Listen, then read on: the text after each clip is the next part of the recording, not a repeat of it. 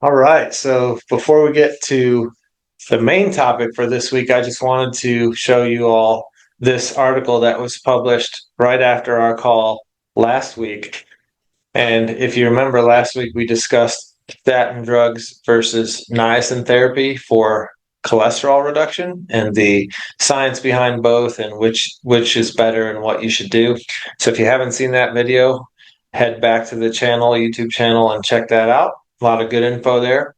But right after we posted that video, Dr. Mercola published this article about new guidelines being considered by the American Medical Association and the American Heart Association that would make 40% of the people who are on statin drugs no longer fit the criteria to be on a statin drug.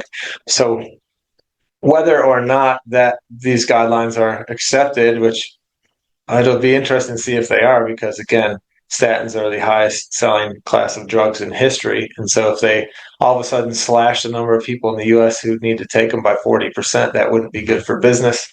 So I'm skeptical about how well accepted these new guidelines will be. But just so you know, I wanted to show you this article because research has shown new, better guidelines that are based on equations to calculate cardiovascular risk.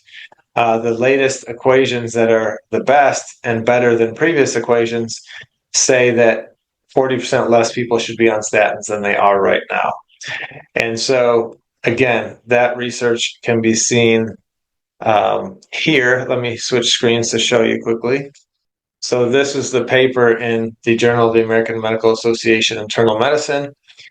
And there's the title there, and this is the research that they did to come up with the new guidelines. They're called the Prevent Guidelines.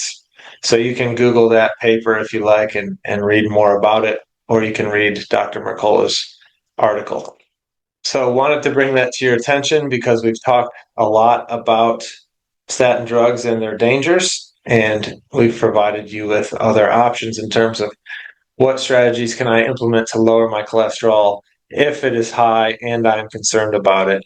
And there's many natural strategies you can implement that don't carry increased health risks like statins do, such as diabetes, dementia, cancer risk. And I showed you research last week that shows that statins actually increase your risk of atherosclerosis and heart failure, which is supposedly why you're taking them. You're taking them to prevent those things. So check that out.